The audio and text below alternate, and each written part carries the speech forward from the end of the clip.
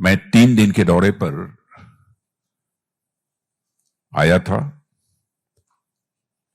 इसके पहले मैं वियतनाम में था और वियतनाम में 1.5 दिन रहने के बाद फिर साउथ कोरिया आया हूं कल शाम से। और साउथ कोरिया में यहां के डिफेंस मिनिस्टर के साथ, डापा के मिनिस्टर के साथ बातचीत हुई है और इंडस्ट्री से रिलेटेड जो सब सारे लोग हैं उनके साथ भी बातचीत हुई है, उनके साथ एक इंटरेक्शन भी हुआ है। सामान्यतः कहीं भी जाता हूं दुनिया के किसी भी देश में तो एक बार हमारी भी कोशिश रहती है कि वहां हमारे इंडियन डायस्पोरा के लोग यदि हैं तो उनके साथ मेरा मिलना होना चाहिए, उनके साथ इंटरेक्शन होना चाहिए। और उसी क्रम में यहां भी आज आप सबके साथ मिलना हो रहा है। यह मैं मानता हूं कि पॉपुलेशन में यह हमारा साउथ कोरिया जरूर कम है, छोटा है, लेकिन इसमें कहीं दो मत नहीं है, पोटेंशियल में साउथ कोरिया किसी से कम नहीं है।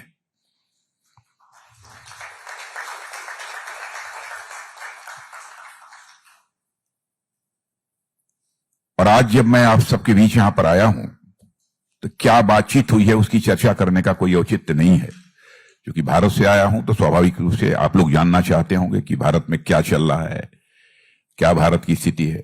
बतलाने की कोई बहुत आवश्यकता नहीं है, आप सब लोग बड़े जागरूक लोग हैं, सब जानते होंगे और इस सच्चाई को भी स्वीकार करते होंगे कि अंतर्राष्ट्रीय जगत में भारत की प्रतिष्ठा बढ़ी है।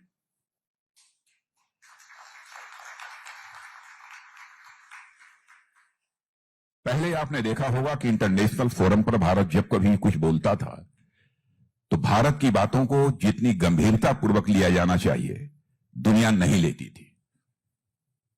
भारत तो कमजोर देश है, भारत पिछड़ा हुआ देश है। लेकिन इधर 12-13 वर्षों के अंदर जो परिवर्तन भारत में आया है, आज भारत की हैसियत ही कुछ और हो गई है।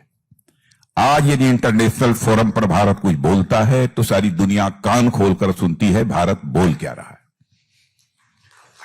यह भारत की हैसियत बन गई है। और इसी जून के महीने में भी जो आज हमारे प्रधानमंत्री हैं मोदी जी, आप सबको जानकारी होगी, भारत में सबसे लंबे समय तक सेवा देने वाले हेड ऑफ द गवर्नमेंट बन गए। प्रधानमंत्री के रूप में लगभग 12 वर्षों का कार्यकाल, उसके पहले गुजरात के चीफ मिनिस्टर के रूप में ना, head of the Gujarat state, इसके रूप में पहले ऐसे वह व्यक्ति बने हैं। और इतने लंबे समय तक पब्लिक लाइफ में रहने के बावजूद एक्सेप्टेंस और पॉपुलैरिटी दोनों में किसी भी प्रकार की कोई गिरावट नहीं आई है। बल्कि मैं कहूं कि लगातार उनकी पॉपुलैरिटी बढ़ रही है, तो यह कहना भी एग्जैगरेशन नहीं होगा।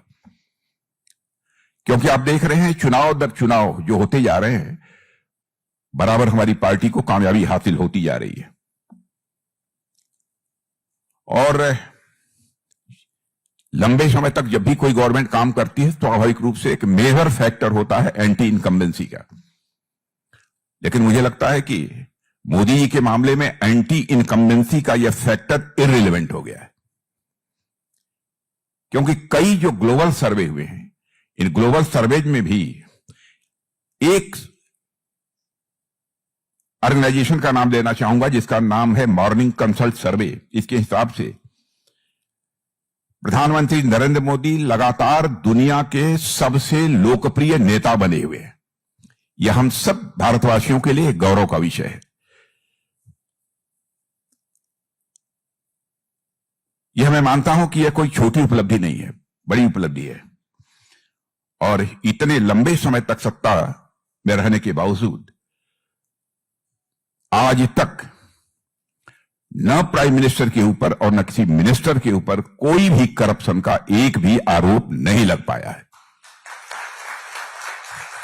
आपने देखा होगा कि सामान्यतः लंबे समय तक कोई गवर्नमेंट काम करती है तो उसके ऊपर साल 2 साल के अंदर ही कोई ना कोई करप्शन के एलिगेशंस लग जाते हैं। कुछ ऐसे भी लोग होते हैं करप्शन के चार्जेस प्रूव हो जाते हैं, उनको जेल की भी हवा खानी पड़ती है, फिर भी वो त्यागपत्र नहीं देते हैं। लेकिन यहां तो नौबत ही नहीं आई कि कोई करप्शन का आरोप किसी के ऊपर लगे। और मैं समझता हूं कि बार बार किसी नेता का चुनाव जीतना, बार बार किसी राजनीतिक पार्टी का लगातार चुनाव जीतना, यह केवल एक पॉलिटिकल विक्ट्री नहीं है, यह एक राजनीतिक जीत नहीं है, बल्कि मैं समझता हूं यह पब्लिक ट्रस्ट किस हद तक उस लीडर के प्रति है, उस पॉलिटिकल पार्टी के प्रति है, इसका यह स्पष्ट एक संकेत होता है।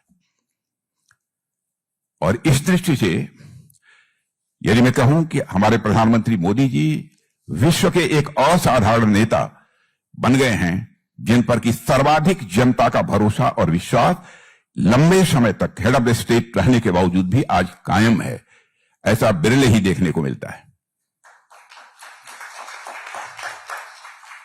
और साथियों, हमारी सरकार के विकास के मॉडल को आज अर्थशास्त्री न्यू वेलफेयरिज्म यानी कल्याणकारी राजनीति का एक नया मॉडल कह रहे हैं, जिससे लोगों का जीवन बेहतर हो रहा है, ईज ऑफ लिविंग बढ़ती जा रही है, सेल्फ रिलायंस बढ़ रहा है, इंक्लूजन बढ़ रहा है, इक्वलिटी बढ़ रही है, और साथ ही साथ जिस सोशल जस्टिस के हम टारगेट को अचीव करना चाहते हैं, हम सोशल जस्टिस के भी टारगेट को हम अचीव करते जा रहे हैं। इसके पहले 12 वर्ष पहले जब नरेंद्र मोदी जी ने भारत के प्रधानमंत्री के रूप में जब शपथ ली थी, तो साथियों शायद ही किसी ने कल्पना की होगी कि आने वाला डिकेड भारत के इतिहास में एक ट्रांसफॉर्मेटिव डिकेड होगा। संभवतः इसकी कभी कल्पना भी नहीं की होगी लोगों ने, क्योंकि उसके पहले की जो ही गवर्नमेंट रहती थी, उनका जो कार्यकाल रहता था, गवर्नमेंट रहती थी 10 साल, 5 साल, 15 साल लोग गवर्नमेंट चलाते थे, चले जाते थे, लेकिन जनता की जिस परिवर्तन की अपेक्षा रहती थी, उस प्रकार का परिवर्तन नहीं हो पाता था। लेकिन आज 12 वर्षों के अंदर जो एक ट्रांसफॉर्मेशन हुआ है, उस आधार पर हमारे देश की जनता को भी पक्का यह विश्वास हो गया है कि भारत दुनिया के कुछ देशों की तरह अब डेवलप्ड नेशन बनकर रहेगा, विकसित भारत बनकर रहेगा। दुनिया की कोई ताकत अब भारत को रोक नहीं सकती, यह लोगों को विश्वास हो गया है। और मैं समझता हूं यह परिवर्तन उस भारत का है जो पहले बड़े से बड़े अवसरों को खो देता था, और पर आज आपत्ति का काल हो, आपदा का काल हो, विपरीत परिस्थितियां हो, फिर भी आज का भारत उन विपरीत परिस्थितियों में अवसर ढूंढ लेता है। यह पहले के भारत में और आज के भारत में अंतर है। और मैं समझता हूं कि यह परिवर्तन उस भारत का है जो जिसे दुनिया कभी एक सॉफ्ट स्टेट के रूप में देखती थी, और आज उसी भारत को हमारे और आपके भारत को दुनिया समाधान देने वाली एक शक्ति के रूप में देखती है। पहले के भारत में और आज के भारत में अंतर यह है। और साथियों, आज का भारत बिल्कुल अलग है। सेमीकंडक्टर की चर्चा भी एम्बेसडर कर रहे थे यहां पर।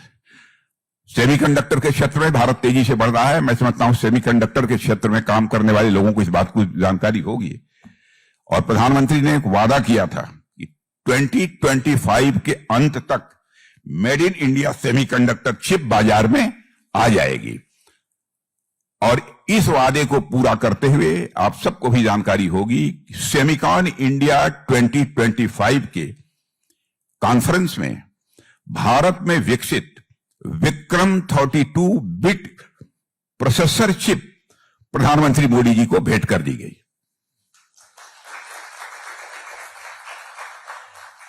और मैं मानता हूं यह केवल टेक्नोलॉजिकल एडवांसमेंट की कहानी नहीं है, यह उस नए भारत की कहानी है जिसने ठान लिया है कि अब भारत कोई अवसर किसी भी सूरत में खोएगा नहीं, बल्कि जो भी अवसर मिलेगा उस अवसर को सुनहरे भविष्य में बदल कर रखेगा। आज यह भारत के पास ताकत है, आज यह भारत के पास कुवत है। साथियों, बातें बहुत हैं। मैं सोच रहा हूं कि मैं भाषण दूंगा पर लंबा घंटे 1.5 घंटे का भाषण हो जाएगा। प्रॉब्लम हमारे सामने, मैं सब छोड़ता जा रहा हूं। अब इसको मैं वैसे ही बोलता, लेकिन इसको इसलिए रखा हूं कि मैं बोलने लगूंगा तो घंटा, 1.5 घंटा, 2 घंटे भी लग जाएंगे और आपको भी प्रॉब्लम होगी। आप कहेंगे कि इतनी दूर से आके हम कहां मुसीबत में फंस गए। और आपको मालूम है कि 2014 में ही हमारे प्रधानमंत्री ने मेक इन इंडिया का मंत्र दिया था, आप सबको जानकारी है। उस समय इसे माना जाता था केवल भारत में मैन्युफैक्चरिंग को बढ़ाने की दृष्टि से प्रधानमंत्री ने मेक इन इंडिया की बात कही है। लेकिन आज केवल भारत के रहने वाले लोग ही नहीं, दुनिया के लोग यह महसूस कर रहे हैं, भारत जो अपने सामने विकसित भारत, डेवलप्ड नेशन बनने का जो संकल्प रखा है, उस संकल्प को पूरा करने की दिशा में यह एक मेजर स्टेप है, एक बहुत बड़ा कदम है। आज सारी दुनिया भी मानती है। 2014 में 2014 से पहले हम सुई निडल से लेकर शिप तक, टॉय से लेकर टैंक तक सब इंपोर्ट करते थे। छोटी चीजें से लेकर बड़ी थी, सब कुछ इंपोर्ट करते थे। लेकिन आज हम शिप से लेकर सेमीकंडक्टर तक, मोबाइल से लेकर मिसाइल तक और ड्रोन से लेकर सारी वैक्सीन तक यदि कहीं बना रहे हैं, आपके, हमारे देश के, भारत देश में बना रहे हैं।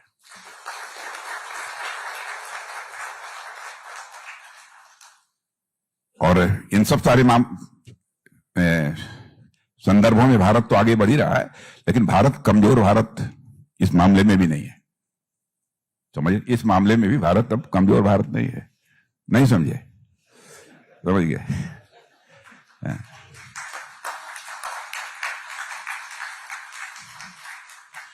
और मैं याद दिलाना चाहता हूं, 2014 का भाषण आपने देखा होगा, तो उस समय भी हमारे प्रधानमंत्री ने कहा था, भारत के खिलाफ साजिश करने वाले अथवा भारत के खिलाफ आतंकवादी गतिविधियों में हिस्सा लेने वाले लोगों को अब अपना रास्ता बदल लेना चाहिए,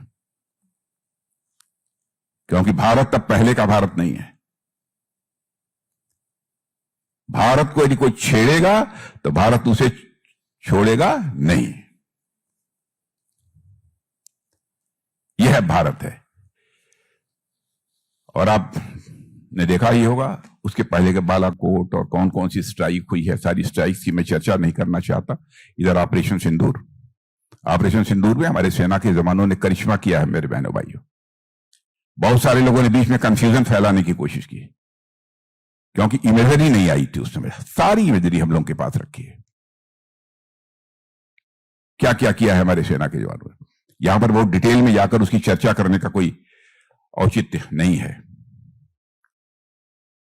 कभी कल्पना की जा सकती है दुनिया के किसी देश का कुछ लोग आएंगे और धर्म पूछकर लोगों की हत्या कर देंगे? इसे भारत किसी भी सूरत में बर्दाश्त नहीं करेगा।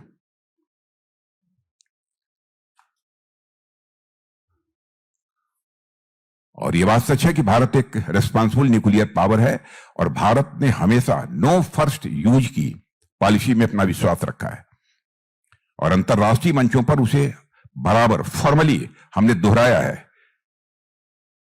नो फर्स्ट यूज की पॉलिसी सबको एक्सेप्ट करनी चाहिए। लेकिन कभी कभी लोग हमारे संयम और शांत की बातों को ये हमारी कमजोरी समझने की ये भूल कर जाते हैं। मैं स्पष्ट कर देना चाहता हूं कि भारत अपने नो फर्स्ट यूज की पॉलिसी के प्रति पूरी तरह से कमिटेड है, लेकिन वह किसी भी प्रकार के न्यूक्लियर ब्लैकमेल को बर्दाश्त नहीं करेगा। अब भारत पहले का भारत नहीं रहा है। भारत हमारा बहुत ये बदला हुआ भारत है। साथियों, 2014 के पहले आपने देखा होगा कि अटल बिहारी वाजपेयी जी की गवर्नमेंट को छोड़ दीजिए, सामान्यतः लोगों पर करप्शन के चार्जेस लगते थे। इतना समय गुजर गया, अपोजिशन इतना वायलेंट रहता है, वैसे वायलेंट रहता है, इसमें हमको कोई आपत्ति नहीं है, शिकायत उनसे नहीं है, रहना भी चाहिए। लेकिन आज तक कोई एक भी करप्शन का कोई आरोप गवर्नमेंट के ऊपर नहीं लगा पाया। मैं समझता हूं कि यह कोई छोटा मोटा अचीवमेंट नहीं है, बल्कि एक मेजर अचीवमेंट है जो हमारी गवर्नमेंट। और डेवलपमेंट के काम तो बहुत सारे किए हैं, लगभग 4 करोड़ से अधिक पक्के घर बनाकर। अब आप जाएंगे, आज के 12-14 साल पहले आप भारत गए होंगे और आज जाएंगे तो आपको अंतर दिखाई देगा। गांव में प्रायः दूर दराज कच्चे मकान दिखते थे, कहीं खपरेल के मकान दिखते थे, कहीं घास फूस के जो वो छज्जे बनते हैं ऊपर वह दिखाई देते थे। लेकिन आपको शायद ही कहीं, अब वेस्ट बंगाल के बारे में मैं नहीं कहना चाहता हूं, लेकिन वेस्ट बंगाल में 2-3-4 साल के अंदर ही हालात बदले हुए आपको दिखाई देंगे, क्योंकि वहां भी हमारी गवर्नमेंट क्लियर मेजॉरिटी के साथ बन गई है।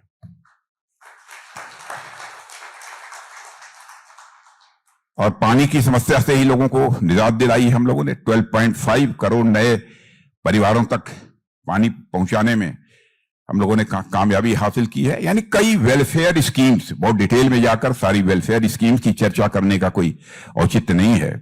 मैं कह सकता हूं उसका परिणाम यह हुआ है कि 25 करोड़ से अधिक भारतवासियों को पॉवर्टी लाइन से ऊपर लाने में 12 वर्ष के अंदर ही हम लोगों ने कामयाबी हासिल की है।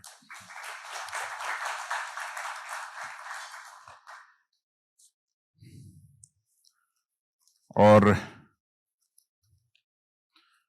मैं कह सकता हूं कि भारत आज एक इकोनॉमिक सुपर पावर बनकर इमर्ज हो रहा है, सुपर पावर बनकर।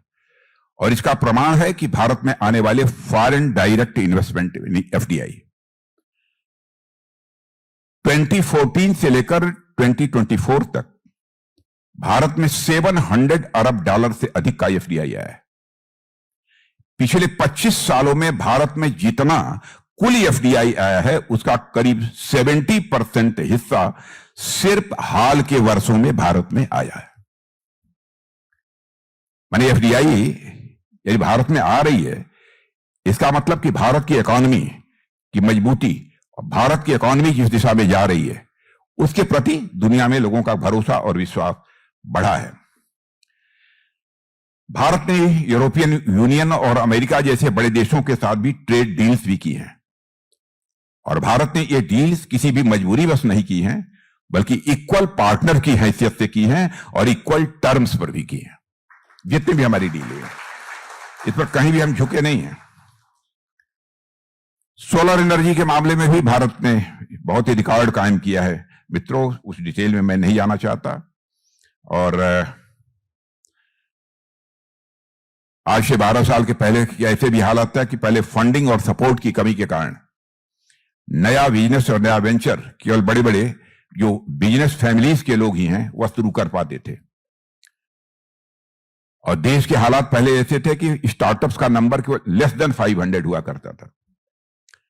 और 2014 में जिस समय हम लोगों की गवर्नमेंट बनी थी उसमें यूनिकॉर्न के बारे में भी आपको बताएं, यूनिकॉर्न केवल 4 थे। आज मैं बतलाना चाहता हूं आपको, आज भारत में 2 लाख से अधिक स्टार्टअप्स हैं, मोर देन 2 लाख। और भारत में मोर देन 125 यूनिकॉर्न है। और भारत आज दुनिया का 3rd लार्जेस्ट स्टार्टअप इकोसिस्टम बन गया है। 3rd लार्जेस्ट स्टार्टअप इकोसिस्टम बन गया है। अब तो Tier 2 और Tier 3 के शहरों के, यहां तक कि गांवों के युवा भी अपने स्टार्टअप स्वयं ही वो प्रारंभ कर रहे हैं। सच्चाई तो यह है कि इस समय जो भारत की सक्सेस है उस सक्सेस को देखकर दुनिया को भी हैरानी होती है। और साथियों, चाहे इंटरनल सिक्योरिटी का मामला हो अथवा एक्सटर्नल सिक्योरिटी का, हमारी पॉलिसी पहले से बदल गई है। असर्टिव, बोल्ड, कंसिस्टेंट और डिसाइसिव यह हो गई है। पहले जैसा भारत अब कमजोर नहीं रहा है कि हमारी सुरक्षा के सामने, हमारी सिक्योरिटी के सामने कोई चैलेंज आ जाए और हम चुपचाप हाथ पर हाथ धरे बैठे रहें। यह स्थिति नहीं है। अब हमारी पॉलिसी बदल गई है। हमारी पॉलिसी असर्टिव, बोल्ड, कंसिस्टेंस और डिसाइसिव है। और इसे यदि मैं कहूं तो ABCD है। ए से असर्टिव, बी से बोल्ड, सी से कंसिस्टेंट और डी से डिसाइसिव।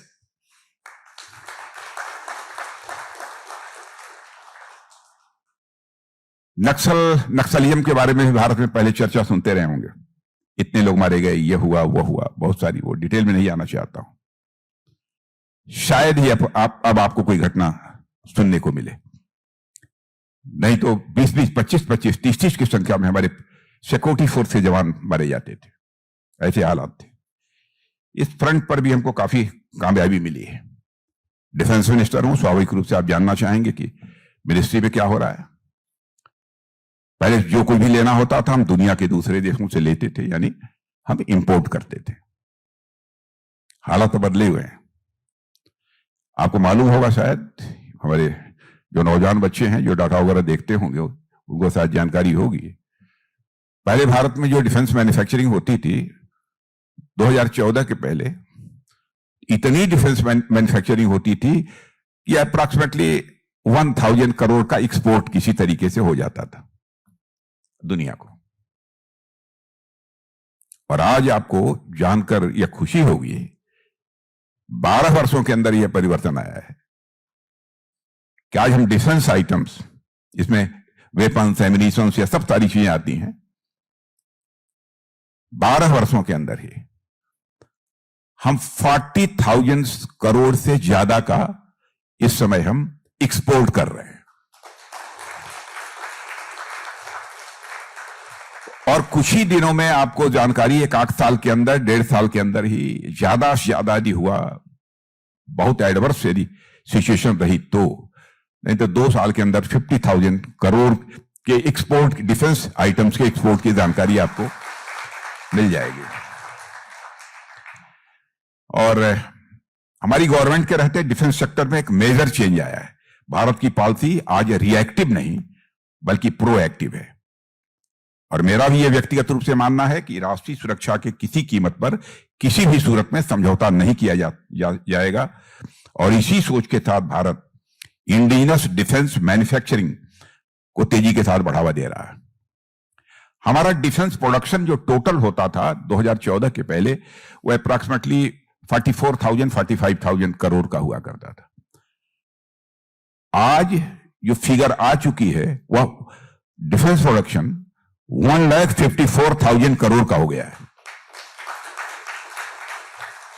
और 1 महीने बाद, 2 महीने बाद के भी आंकड़े को बतलाकर जा रहा हूं, आपको यह भी पढ़ने को मिलेगा, जो मैं 1,54,000 करोड़ बतला रहा हूं डिफेंस प्रोडक्शन, यह अप्रॉक्सीमेटली 1,75,000 करोड़ आपको देखने को मिलेगा।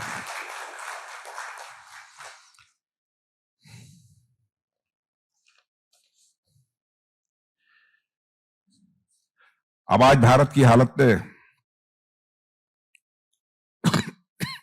ऐसी होती जा रही है साथियों कि भारत अब दुनिया का भरोसेमंद मैन्युफैक्चरिंग पार्टनर बन रहा है। और मेड इन इंडिया और मेक इन इंडिया की ताकत को आज दुनिया रिकॉग्नाइज करने लगी है कि भारत में मेक इन इंडिया और मेड इन इंडिया की यह ताकत क्या है। पहले भारत में भी यह जो इंटरनेट होता था एक लग्जरी आइटम माना जाता था। डाटा बहुत महंगे होते थे, इंटरनेट तक लोगों की पहुंच नहीं थी। 2014 तक सिर्फ 25 करोड़ लोगों के पास इंटरनेट था। आज इंटरनेट करोड़ों गरीब लोगों, गांव और छोटे कस्बों के सपनों की यह ताकत बन चुका है। 2024 तक हमने 97 करोड़ लोगों तक इंटरनेट पहुंचाया है, यानी 300% की यह जो वृद्धि हुई है। भारत में 4G और 5G क्रांति के बाद से डेटा की कीमतें दुनिया में सबसे कम हो गई हैं, यह शायद आपको जानकारी हो गई होगी। भारत में मोबाइल डाटा 1 कप चाय से भी सस्ता है।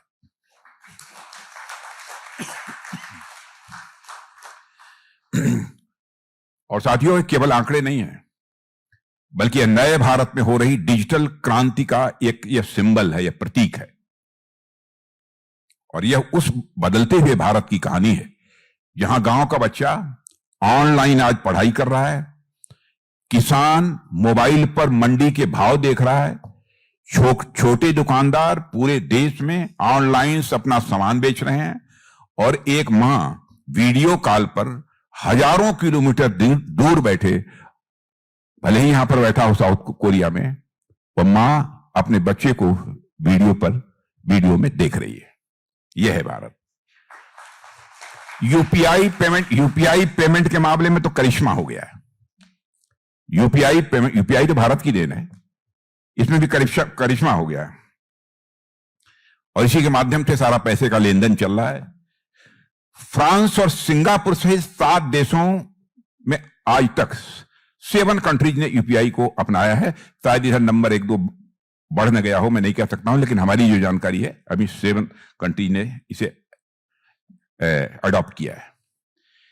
यह दिखाता है कि भारत का फाइनेंशियल टेक्नोलॉजी, यानी फिनटेक जिसे कहते हैं बोलचाल की भाषा में, अब दुनिया भर में फैल रहा है।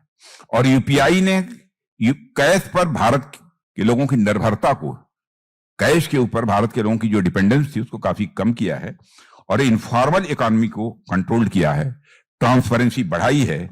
आज विश्व के आधे से अधिक डिजिटल ट्रांजैक्शंस जो हो रहे हैं, आज विश्व में जितने डिजिटल ट्रांजैक्शन हो रहे हैं, सारा विश्व, सारी दुनिया का मिला दिए, आधा केवल भारत में हो रहा है।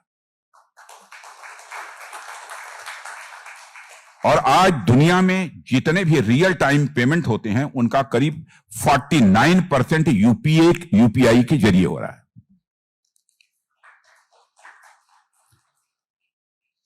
मित्रों, बहुत सारी बातें हैं।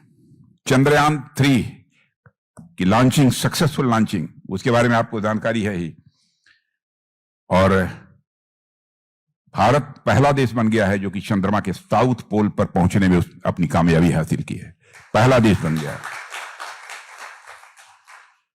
और हमारी सरकार रिफॉर्म, परफॉर्म और ट्रांसफॉर्म के संकल्प में आज भारत को विकास और सुशासन के रास्ते पर आगे लेकर जा रही है। बहुत सारे और भी रिफॉर्म्स हुए हैं, लेकिन आप लोग ऊब जाएंगे, इसलिए मैं इतना ही कहना चाहता हूं। मित्रों, इधर देखा होगा साउथ वेस्ट एशिया के हालात जैसे हैं, उसकी जानकारी तो आप लोगों को हो गई, क्योंकि काफी आप लोग जागरूक लोग यहां पर बैठे हैं। हालात कितने बिगड़े हुए हैं। अधिकांश बड़े बड़े रिच कंट्रीज जो मानी जाती हैं, यानी मैं कह रही जो सुपर पावर माने जाते हैं, उन्होंने भी अपने यहां पेट्रोल और डीजल की कीमतें बहुत बढ़ा दी है। कहीं पर 40% बढ़ी है, कहीं 48%, कहीं 50% पेट्रोल डीजल की कीमतें बढ़ गई हैं।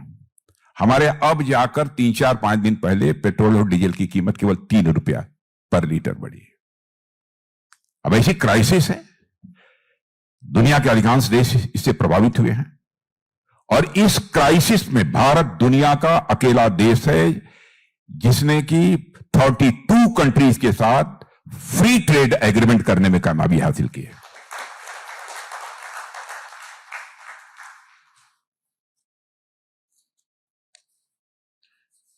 मित्रों, बस मैं समझता हूं कि भारत की बात है, इसलिए आया हूं तो भारत की बात सुनानी चाहिए, इसलिए सुना दे रहा हूं। अब इस अवसर पर मैं समझता हूं कि इससे ज्यादा कुछ कहने की कोई जरूरत नहीं है, क्योंकि आप लोग भी सुना है कि काफी देर से बैठे हैं यहां पर। क्यों गौरंगी? लेकिन आप लोगों से मिलकर बेहद खुशी हुई, और आपके चेहरे पर मैं उदासी नहीं देख रहा हूं, इसलिए और ज्यादा खुशी हुई है।